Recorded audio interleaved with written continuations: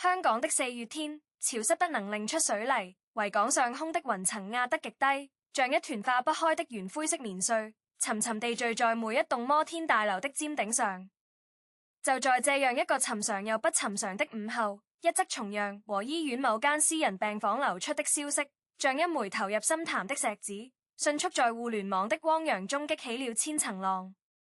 那則消息措辭模糊卻極具衝擊力，像柏茲病危。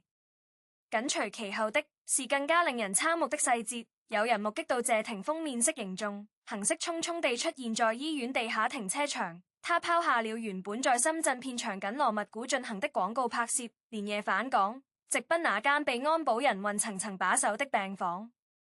而更為私密且極具情感張力的畫面，則來自一位值班護士在社交媒體上匿名發布的隻言片語。他聲稱自己送樂時無意間瞥見病房內謝霆鋒緊緊握着病床上那位昔日愛人的手，十指相扣，久久未曾重開。這條動態發出不到3分鐘便被刪除，但截圖早已如病毒般擴散至每一個角落。與此同時，所有試圖聯繫王菲經紀團聚的媒體都得到了禮貌而堅定的回覆：暫無回應，不予置評。沉默有時比千言萬語更震耳欲聾。於是，一場關於舊情、責任、道德與隱蔽情感的全民大討論，在這個潮濕的4月夜裡猝然爆發。消息最初是從一個名為香江私語的娛樂資訊賬號流出的，該賬號過往已爆料準，語氣冷峻着稱，從不放無根據的模糊路透。當晚9點17分，他發布了一條近有47個字的動態，柏茲姐身體抱恙，情況比想象中嚴重，某位前夫已緊急改簽返港，舊情覆刺船是準屬詐任，今夜揭曉。配圖是一張有些模糊的機場通道照片，那道穿着黑色風衣、壓低棒球帽的身影，儘管被偽裝得嚴嚴實實，但那標誌性的下頜線條和微微駝背的走路姿態，讓所有關注港圈超過10年的人都能一眼認出那是謝霆鋒。隨後，各大門戶網站的娛樂板塊像被按下了快進鍵，頭條標題在短短1小時內更換了6次，從像柏茲入院到前呼吸返港，再到病房牽手直擊，每一個版本都更加聳動，每一層信息剝開都讓圍觀者的腎上腺素飆升。到了夜裡11點，某知名論壇上出現了一篇長文，自稱是養和醫院住院部某層工作人員的親觸，轉述了那段十指緊扣的目擊細節，船額外補充了一個極具畫面感的場景。謝霆鋒進入病房後，先是站在門口沉默了大約2分鐘，然後緩緩走到床邊，俯下身說了句雜麼，接着便伸出手，將柏茲的手從被角下微微抬起，兩隻手就在那盞昏黃的床頭燈下交握在一起。護士推門進去換點滴時，兩人誰也沒有轉頭，仿佛凝固成了一尊沉默的雕塑。這個細節像一把精確的鑰匙，瞬間開啟了公眾情緒的水閘。社交媒體上，情緒迅速分為兩極，一方認為這是人性深處最本真的善意與舊情，畢竟他們共同擁有過最熱烈的青春和最無辜的2個孩子，即便婚姻破裂，那份血脈相連的牽掛不會消失。另一方則痛斥這種行為是對現任伴侶王菲的極大不尊重。既然早已各自安好，又何必在如此私密的場合上演這般曖昧不清的溫情戲碼？更何況王菲至今未發一言。這份沉默被解讀為失望、冷漠，甚至是無聲的抗議。輿論的火焰越燒越旺，每一秒都有新的知情人站出來，每一分鐘都有所謂的內部消息被推送到數百萬人的手機屏幕上。這場輿論風暴的奇特之處在於，它並非一場簡單的八卦狂歡，而更像一面多棱鏡，折射出當代人對於親密關係、責任邊界和情感倫理的複雜認知。很多人開始回溯這段久戰了將近20年的三角關係，從千禧年初謝霆鋒與王菲那段驚世駭俗的風飛戀，到後來像柏茲以青春無敵的姿態闖入，再到艷照門鳳波中謝霆鋒那番我娶她時就知道她是雜魔人的丈夫宣言，接着是離婚、復合、各自生活的重啟，直至如今這間病房裡沉默的十指相扣。每一步都像是被提前寫好的劇本，但每一次轉折又都出乎所有人的預料。在各大社交平台上，最熱門的幾條評論獲得了數十萬的點讚，其中一條寫道：你們有沒有想過，如果躺在病床上的是王菲，謝霆鋒會不會同樣連夜返港？又佢是怎麼樣的姿態？這條評論下衝入了上百條回覆，有人篤定地說當然佢，他是那種重情義的人，也有人冷笑着反駁別自我感動了，男人最清楚自己在幹什麼，十指緊扣和禮貌握手能一樣嗎？更有心理學背景的網友從肢體語言角度進行細緻分析，指出十指緊扣這個動作在非情侶關係中極為罕見，它通常意味着深度共情、依賴和不願分離，這與探望普通朋友或孩子母親所需的社交禮儀有着本質勾別。而另一派聲音則堅決捍衛父母親情的純粹性，強調兩個兒子是謝霆鋒永遠無法割捨的骨血，在孩子母親面臨生命危險時，任何一種過於親密的肢體接觸都可能只是情緒崩潰下的自然反應，與愛情無關，更不構成對任何人的背叛。有趣的是，在這兩種主流敘事之外，旋有第三種更為冷靜的聲音在悄然生長，他們來自一些長期關注娛樂圈生態的觀察者。這些人指出，所有的所謂目擊證據都缺乏第一手影像資料，那相機長照除了模糊的身形外並無正臉，那位護士的發言更是無從考證。整個事件從爆發到發酵，節奏快得異乎尋常，不排除是某些利益方在背後推動，目的或乎是為了轉移其他新聞焦點，又或乎是為某部即將上映的電影或某個即將推出的綜藝造勢。然而，這種理性的聲音在鋪天及地的情緒浪潮中顯得格外微弱，幾乎剛一出現就被淹沒在空中的揣測與站隊之中。人們更願意相信自己希望相信的那部分真相，要麼是破鏡重圓的浪漫童話，要麼是渣男薄情的道德審判，要麼是天后受辱的悲情劇本。每個參與者都在這個故事裡投射了自己的情感經驗與價值判斷，病房裡那兩隻交握的手，仿佛成了檢驗所有人愛情觀的試金石。隨着事件進入第二天，更多碎片化的訊息開始浮出水面。有自稱是張柏芝多年好友的圈內人在直播中哽咽表示，柏芝近期確實因為免疫力急劇下降引發了一系列併發症，但病危二字準屬誇大。他目前意識清醒，只是需要靜養。這位好友還意有所指地提到，謝霆鋒抵達後確實在病房待了將近3個小時，但期間2個孩子的保姆和家庭教師也在場，並非如外界傳聞的那樣是二人世界。然而，這番澄清非但沒有平息爭議，反而催生了新的解鬥角度。有人猜測謝霆鋒之所以久留，是因為在和張柏芝商議孩子的撫養權變更事宜，畢竟母親重病可能影響監護能力。也有人認為這是謝霆鋒在借機彌補多年的缺席，試圖在生死關頭重新確立自己作為父親的存在感。與此同時，王菲的沉默開始被賦予越來越多的象徵意義。他的微博賬號自事件爆發後便停止了更新，最後一條動態船停留在半個月前分享的一首老歌，執迷不悔。粉絲們在那條動態下瘋狂留言，有人心痛地喊道：菲姐，你說句話啊！也有人憤怒地指責他根本不值得你如此沉默。更有甚者展開了陰謀論式的推理，認為王菲的不回應恰恰證明了他早已知情，甚至默許了謝霆鋒的這次探視。因為以他的性格，若是真的受到傷害，絕不會忍氣吞聲。他素嚟以愛誰誰的洗退姿態示人，沉默或苦正是他給予的最大寬容與信任。這種觀點贏得了一部分人的認同，他們翻出王菲早年採訪中的金句：愛情裡沒有對錯，只有願意不願意，以此來佐證天后的豁達與清醒。然而，另一方則堅決反駁，認為這是典型的神化王菲，將她架上高台，用洗脫的名義來消解她在親密關係中理應享有的正常情緒反應。憑什麼謝霆鋒深夜與前任十指緊扣，王菲就必須雲淡風輕地一笑而過？這難道不是一種變相的道德綁架嗎？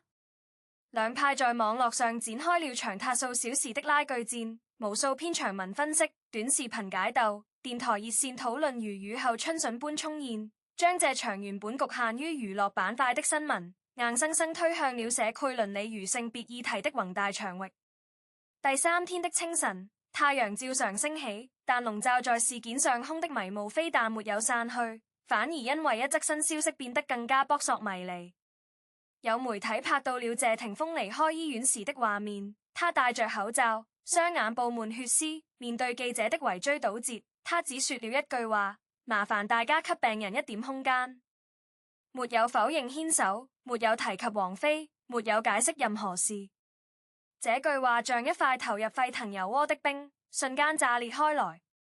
支持者說這是男人擔當的體現，在脆弱時刻守護前妻本就是人性光輝。反對者則嘲諷這是端水大師的經典話術，既不得罪前任，也不給現任交代，將曖昧進行到底。而就在這時，一個名為非常淡定的賬號發布了一張手寫毛筆字的照片，上面是4個字：風吹雲散，沒有落款，沒有時間，但不即被苦多老粉認出來，與王菲早年專輯內頁的手寫字跡高度相似。這張照片在半小時內被轉發了超過20萬次，解鬥更是五花八門。有人認為這是王菲在暗示自己已釋懷，將這段風波視作過眼雲煙；有人覺得這是他無聲的嘲諷，暗指謝霆鋒與張柏芝的久戰終將像風吹雲散般了無痕跡。船有人把這4個字解讀為對公眾的勸慰，希望大家不要過度關注，讓一切自然消散。然而，王菲的經紀人陳嘉英隨後在採訪中模棱兩可地表示，菲姐最近在休假，我沒問她寫沒寫字，也沒問她在上集麼，你們別猜了。這番回應更是火上澆油，既沒有證實也沒有否認，留給外界無窮無盡的想象空間。此時，整個事件已經不再是單純的娛樂新聞，它演變成了一場全民參與的情感推理遊戲。每個人都在根據自己掌握的碎片拼湊出完整的真相。有人製作了詳細的時間軸圖表，將謝霆鋒、王菲、張柏芝三人近20年的公開行程、音樂作品歌詞、採訪預錄甚至社交媒體點讚記錄全部整理出來，試圖從中找到情感變化的蛛絲馬跡。有數據公司統計了各大平台上相關話題的討論量，發現峰值出現在病房牽手細節曝光後的第4個小時，每分鐘新增討論超過300條，參與用戶的年齡段從15歲到55歲分佈極為均勻，這意味着他已經突破了粉絲圈層，成為了一次全民性的情感投射事件。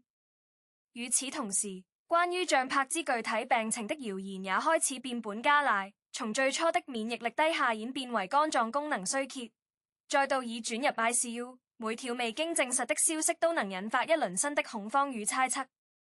醫院方面不得不罕見地發布了一則簡短聲明，近確認某張姓藝人目前住院觀察中，情況穩定，但對於謝霆鋒是否探視、牽手細節是否屬實等問題一概不予回應。這份聲明像一塊堅硬的礁石，激起了更多浪花，但並未讓洶湧的海面平靜下來。在這種近乎癲狂的輿論氛圍中，一些更深層的思考開始浮現。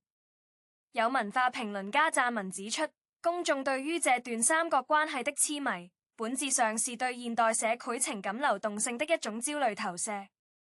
在離婚率逐年攀升、親密關係形態日益多元的當下，人們迫切希望通過圍觀明星的情感抉擇來尋找某種確定性和安全感。謝霆鋒在病房裡那10根膠拉的手指，被賦予了遠超其物理意義的重量。他既是對前任是否應該徹底消失這一當代倫理難題的現場演繹，也是對婚姻終裂後親情與愛情的邊界何在的公開辯論。張柏芝作為單親母親，她多年來獨自撫養2個兒子的堅強形象已經深入人心。此次生病魔而觸動了大眾對獨立女性困境的敏感神經。當她倒下時，那個曾經承諾過風雨同路的男人究竟該以何種身份、何種姿態出現才算得體？謝霆鋒的選擇顯然沒能給出一個讓所有人滿意的答案，因為他無論怎麼做，都會傷害到至少一方的情感預期。而王菲的沉默，則像一面照妖鏡，映出的是圍觀者自身對於完美受害者或完美寬容者的病態期待。我們似乎無法容忍一個天后表現出嫉妒或不安，又似乎無法容忍一個前妻在脆弱時不得到任何來自過去的溫暖。更無法容忍一個男人在兩個女人之間表現出任何一絲猶豫或溫情。這種矛盾的集體心理，恰恰暴露了我們在處理複雜情感關係時的幼稚與粗暴。我們總想要一個非黑即白的答案，卻拒絕承認人性原本就是一片混沌的灰色地帶。進入第4天，事件的熱度依然居高不下，但風向開始發生微妙的轉變。越來越多的理性聲音開始匯聚成一股不可忽視的力量。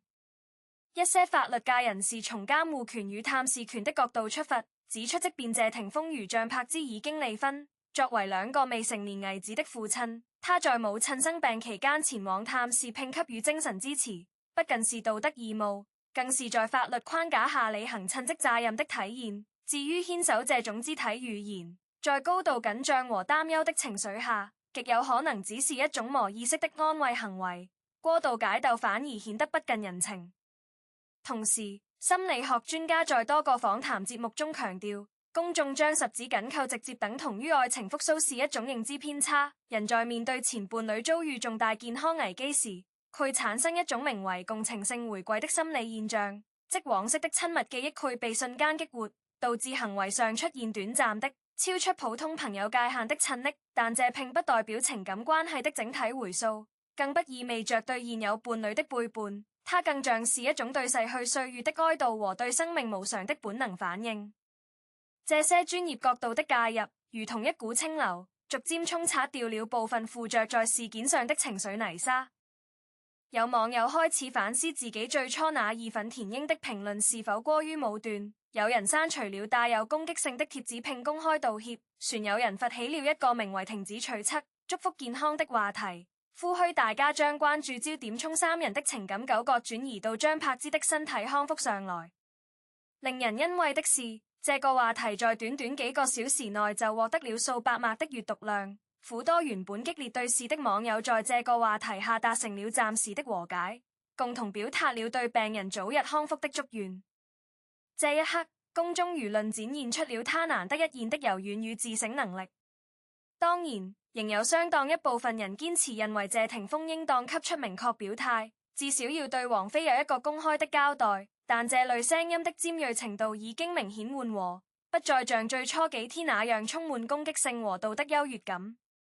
媒體方面，部分嚴肅媒體開始發布回顧性報道，梳理了整個事件的傳播路徑，指出其中多處信息源存在邏輯漏洞和時間矛盾。例如，那位護士的賬號註冊時間恰好就在事件爆發前1小時，而所謂的十指緊扣目擊描述與醫院實際探視流程存在不符之處。這些分析有力地動搖了事件早期那些最具煽動性傳聞的可信度。然而，即便如此，真相依然像隔着一層磨砂玻璃，模糊而不可觸及。謝霆鋒的團聚沒有再發布任何補充聲明，王菲方繼續保持靜默。像柏芝的社交賬號由工作人雲代為發布了一條簡短的感謝信，感謝大家的關心，但並未提及任何人的名字，也未對病房內發生的事做任何回應。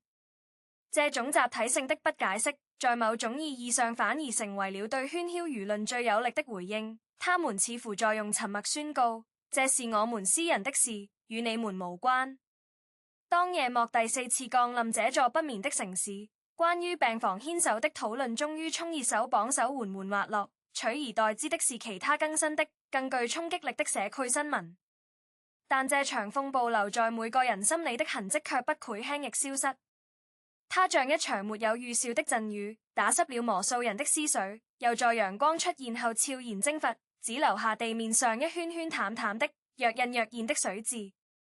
回望這短短4天裡發生的一切，我們目睹了信息如何在傳播中被扭曲、放大、變形，目睹了情緒如何像多米諾骨牌般層層倒塌又重建，目睹了公眾如何在一場與自身毫無直接關係的私人事件中投射出如此強烈的愛憎與悲歡。張柏芝的病情究竟幾何？謝霆鋒那晚在床邊究竟說了什麼？王菲看到那像十指緊扣截圖時眼神中掠過的是何種情緒？這些問題的答案，或許永遠不會再有確切的官方版本，他們將被封存在那間病房的白色牆壁之間，成為3個人生命史上一段無法對外言說的私密章節。而我們這些隔着屏幕的旁觀者，在貢獻了數以億計的點擊和評論之後，或許更需要捫心自問：我們真正在意的，到底是那3個人的幸福與安康，全是我們自己內心對於愛情、責任與忠誠那一套固有劇本的執念？當我們將十指緊扣神聖化或妖魔化時，是否已經忘記，那不過是2個曾在彼此生命中刻下最深痕跡的人，在命運突如其來的顛簸中，一次近乎本能的相互扶持？在即將合上這卷紛繁複雜的敘事長卷時，或許我們最應當做的，不是繼續追問誰愛誰更多，誰對誰更錯，而是學會在信息的洪流中保持一份冷靜的克制。娛樂圈的聚光燈永遠去追逐最揮劇化的瞬間，但真實的人生從來不是非此即彼的選擇題。謝霆鋒有他作為父親和前夫的複雜立場，張柏芝有他作為病人和母親的脆弱與堅韌，王菲有他作為獨立個體處理情緒的自由與尊嚴。我們沒有人能真正穿上他們的鞋子，走完他們割下的路。那些病房內無法被鏡頭捕捉的低聲碎語，那些深夜航班上獨自吞嚥的焦慮，那些面對鋪天蓋地猜測時選擇沉默的勇氣，都是足於他們自己的生命重量，不該被簡化為茶餘飯後的談資，更不該被用作攻擊他人或自我感動的武器。理性吃瓜從來不是冷漠，而是承認自己的視野有限，承認我們看到的永遠只是冰山浮出水面的那一角，承認在複雜的人性面前，任何斬釘截鐵的論斷都顯得過於輕浮。願這場風波最終沉澱下來的，不是對任何人的指責或神化，而是一份關於尊重邊界的共識，尊重病人需要安靜休養的權利，尊重當事人不向公眾交代隱私的自由，尊重每一段關係在幽暗處自行生長、自行消解的微妙規律。當風吹過翁港，雲散向天際，那些曾經令我們徹夜難眠的熱手中將成為數據海洋裡的一粒塵埃，而真正重要的是屏幕前的我們能否從這場集體亢奮中拾得一絲溫和與包容，在下一個八卦浪潮襲來時，多一分追問這與我何干的自省，少一分迫不及待的道德暫序。健康和平安永遠是比任何情感糾葛都更值得被祝福的事，而真正的成熟或許就是學會在別人的故事裡保持沉默，在自己的生活裡全力以赴。